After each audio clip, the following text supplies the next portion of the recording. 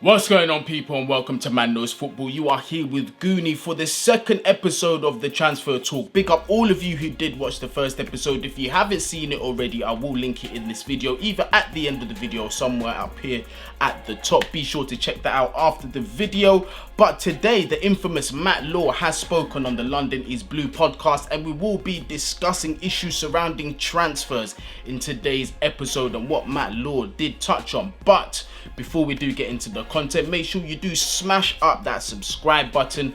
Yes, we are still on that road to 10k. We are on the last straight, the final 100 meters, people. We can almost see the finish line, but that's why it's even more important for you lot to smash that subscribe button, especially if you are new. Also smash the like button, leave your thoughts down there in the comments as well, and if you do feel generous, there is a super thanks button down there where you can donate to the channel, but all the other things above are also as much appreciated. But let's get into today's episode. We're going to start talking about the London is Blue podcast, where Matt Law was interviewed, and he did say quite a few interesting things about Chelsea's transfer window and our intentions in the transfer window. If you haven't seen that podcast, it is very, very informative, and as usual, I always link informative information down there. Or I don't always, but I'll start to make the habit of doing that so you lot can go and check out the news yourself. But first of all, let's start with Thomas Tuchel's future. We all do know that Todd Boehly, you know, the whole backroom staff, they love Thomas Tuchel. All of us love Thomas Tuchel. We don't want to see Thomas Tuchel leave this club, and Mr. Todd Boehly feels the same. And here is a quote from Matt Law from the London is Blue podcast about Mr. Thomas Tuchel's future and just what Boehly thinks about the manager. They don't see a better manager out there in the world. They think he's up there with Pep and Klopp. It's just a case of empowering him and giving him a chance to do what Pep and Klopp have done. Which I have to agree with that 100%. I've got to agree with that. Thomas Tuchel is a world-class manager. Unfortunately, he's been handicapped in the sense where he hasn't been given the ideal players that he wants to play with. A lot of the players that we've got now are struggling to implement his style of football. You know, there's so many problems that we've been through throughout this season. But hopefully, you know, Todd Boehly can give Thomas Tuchel the opportunity to address that, build a squad more in his image, and give the club more of an identity overall. I think that should be focused more as the bigger picture. So if anything does go wrong with Thomas Tuchel in a year or two, I'm not hoping that happens, touch wood that it doesn't, yeah, then the next manager that can come in have a group that has team cohesion, that can understand a certain method of playing football that's identifiable, so it's not so difficult for the next manager to come in and us continually having transition seasons. You know, we can work with what we already have. So that is a very, very good indication as to where Todd Boehly's mind is with Thomas Tuchel at the minute. So I don't see Thomas Tuchel going anywhere anytime soon. And speaking of outgoings, because we do know the outgoings here at Chelsea Football Club are just as important as the players that will be coming into the club, because we need to free up wage space. We need to get some money for these players, for some of these players, even if it means taking an L. But with Marina Granovskaya, that's still going to be in control of the transfers. Is she going to be as, you know, as tight as she usually is? She's a great negotiator, but sometimes she can't take the L. She doesn't know how to take the L. We can't be making those mistakes this summer. I did say that in the video before, but I can't emphasize just how important it is for Marina to get this window right, because we do need to make up ground with Liverpool and Manchester City. We've messed around enough in transfer windows. Let's put it to an end. Interesting quote about Cesar Azpilicueta, who we all believed to be, you know, had his heart set on going to Barcelona. They've offered him a 2-year contract plus an option to extend by an extra year, which is more than what Chelsea are offering. I also believe they're offering a better financial package than Chelsea. However, the boss, Mr. Thomas Tuchel, has spoken, and again, another quote from Matt Law in the London is Blue podcast about Azpilicueta, and it says this: Thomas Tuchel wants to keep Cesar Azpilicueta. Talks will be held in the coming weeks, but the final decision rests with Azpilicueta. From what I've heard from Matt Law and your Simon Phillipses and etc., is that Azpilicueta has been flirting with the idea of going to Barcelona for a while now, so he might have his heart set on the move. And in my opinion, how would I feel about Azpilicueta being moved on from the club? I wouldn't be against it. I do believe that we have seen the best of Azpilicueta. There's no getting better from here. His leadership obviously is unquestionable and it's invaluable to the group. I can see why Tuchel would want to keep him. The man's won everything at the club. Do you know what I mean? He's a serial winner. You can't take his legacy away from him, but I think his legs are starting to show a little bit. And a move to La Liga over to Spain, I still think he can keep his career going at the highest level a little bit longer there. He's still got a lot to offer, but I just feel his time at Chelsea has come to an end. But obviously, as well, like, if he's going to be leaving the club, it's very important that we replace that experience with experience too.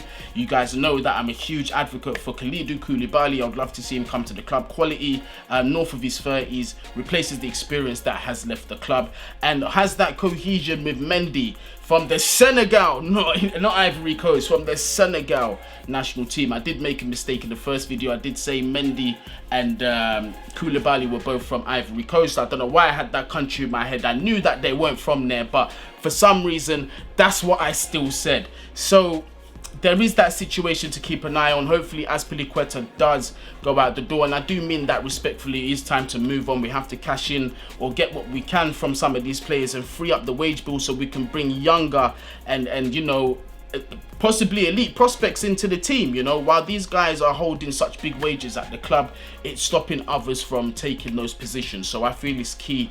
It's time for Azpi to leave. Thank you very much for the memories. You've been an absolutely great captain, one of the Premier League greatest defenders in my honest opinion, but it is time for him to move on. And Matt Law did touch on the shortlist, the defensive shortlist. There are 6 to 8 targets that Chelsea are looking at, and the few names that he did mention, obviously Josko Gvardiol, but we've heard recently that him and his camp would rather him stay at Red Bull Leipzig. He is happy there, he does want to develop, so the feeling out there is that he's going to stay at least one more season, so we can basically rule that out. There's also Prenso Kimpembe from PSG. I'm not a huge fan of him. I don't think he is that top level of defender. He's nothing more than a very good defender to me. I would prefer other targets. And also as well, we already know Jules Koundé. That one, I'll be very surprised if we do not wrap that up.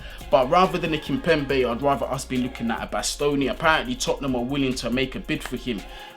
Inter looking for bids for over £51 million for the youngster. I think that is so worth it for him. I do believe he's a generational talent and would be crazy to miss out on that. You know, Josko Gvardiol is also a left-footed centre-back, so we are looking for that type of profile, left-footed centre-back.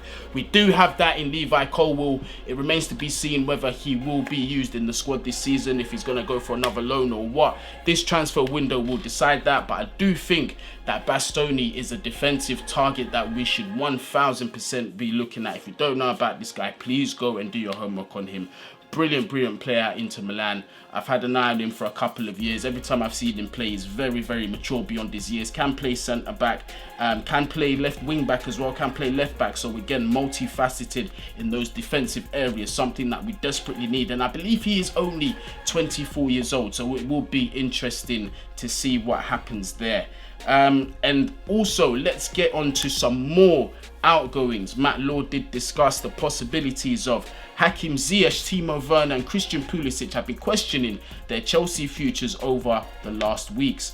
Chelsea will not sell them without having replacements in place. So that is, again, according to Matt Law on the London is Blue podcast. Those 3 players are looking for exits outside the Chelsea Football Club, or at least open to leaving Chelsea Football Club. All 3 of them, I don't mind them leaving. Hakim Ziyech has been performing the better out of the 3 of them. Timo Werner, to be fair on him, has performed alright. Pulisic has been the one that's let us down the most, but all 3 of them, in my opinion, not really good for us to close the gap and go forward. We need to replace those with direct quality like Ousmane Dembele. You know, I'm a huge fan of him. It's just his injury record and his consistency, but due to his injuries, is what concerns all of us. And the wages he's going to be asking for is going to be a hell of a lot of money. But the situation with those 3 leaving, hopefully Chelsea can identify wingers that do fit that profile, that can get assists, that can break down low blocks, that are clinical in front of goal. I mean, if we can have wingers either side like Liverpool who can get between 10 and 15 goals a season, that A, takes a huge load off our striker, and B, opens up our striker for more free space. So in whether it may be Lukaku or Broya or whoever it may be that's there, they are going to benefit from that type of movement, from that kind of footballing intelligence. So hopefully that is what we're going to be looking at. The opportunity to rebuild here at Chelsea Football Club, it's massive. It's massive. New owners looking for quote unquote 2 marquee signings, one of them possibly being Ousmane Dembele on a free transfer. High risk, high reward sort of situation there, but I've spoken about that. I wouldn't mind seeing him come to Chelsea Football Club. And the other one is Declan Rice, and Matt Law did also come out with something about Deckers, and he did say you have to take West Ham's £150 million valuation of Declan Rice with a pinch of salt. Boehly will want to back Tuchels, so I wouldn't totally write that one off. And it's like I said in the first transfer video, that 120, 150 M's mark, take it with a pinch of salt. It may be a bit lower than that. I could be still around the 100 million mark, but something a little bit more reasonable. I mean, that kind of price tag is still a lot to pay for a defensive midfielder, but with the quality and leadership that Declan Rice has, his familiarity of Cobham and all that, I think it's a no-brainer, that deal. Some of you are not a fan of it. Me personally, knowing that Tchouaméni will be pretty much going to Real Madrid, I think Declan Rice is the next best option, and we definitely should be going for him. And before this video comes to an end, there's one last rumour that needs to be addressed. A rumour that has been started on social media, and that is regarding the Brazilian sensation Neymar.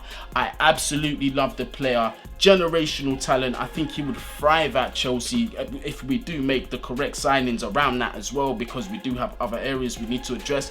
But I do think he would be amazing to come to Chelsea. He's an absolute superstar. His price tag will pay for itself. However, these rumours are not, there's not really any foundation to them. This has been earmarked as a Twitter rumour. Matt Law himself has come out and spoken about that. I promise you, this is the last Matt Law tweet from the London is Blue podcast. It says here, lots of talk about Neymar to Chelsea on the timeline. Here's what Matt Law had to say about the rumours. I don't know where that's come from. Quite frankly, I can't see it happening in a million years. And that's how I felt about that deal. Neymar is going to ask for stupid wages, north of like £500,000 a week. And we know that. And I don't know, but I highly doubt that Chelsea are going to pay that. And, you know, with his injury record and other things that, you know, certain clubs might not like off the pitch that Neymar does, I don't really see Chelsea making that commitment. I mean, if we do, I'm all for it, as long as we address the defensive mid situation, defensive situation, and the wing back situations. We have to prioritize. We need to close the gap. That's the most important thing. I'm not worried about spending between 150 and 250 million for a player, because that's what they're probably going to ask for Neymar. Remember, he didn't come cheap. So, like, I'm not bothered about that. If we can spend 30-40 million on a player that's going to develop but that has a good season, I'd much rather that. Where it's about building, it's about sustaining something where we're going to challenge for the title in the next few years and stay there. Do you know what I mean? I'm tired of not competing for a title. It's been 5 seasons now. Like, it's been 5 years now. It's been too long. It's been way too long since we've lifted that Premier League title. But that's the end of the transfer news episode today. Hopefully it was very informative for you and it put a few things into perspective. I think we should still be very, very excited. Todd Boehly, as you heard, is eager to back Thomas Tuchel and still believes that he is the right man for the job. The 200 million, from what we're hearing, mixed stories. Does that come after sales or does it not? Again, so many different remix stories, and now I'm starting to hear that it is 200 million plus whatever sales that we make. So once we confirm that, I will be able to, you know, I'll come online, I'll provide some sources from somebody super reliable like a Matt Law, where it does state clearly what that actually means. But until then, wherever you are, whatever you're doing, please make sure you do stay safe. And also smash that subscribe button, smash that like button, leave your thoughts down there in the comments, all of that good stuff. Road to 10k, help us make it happen. Bless up, people.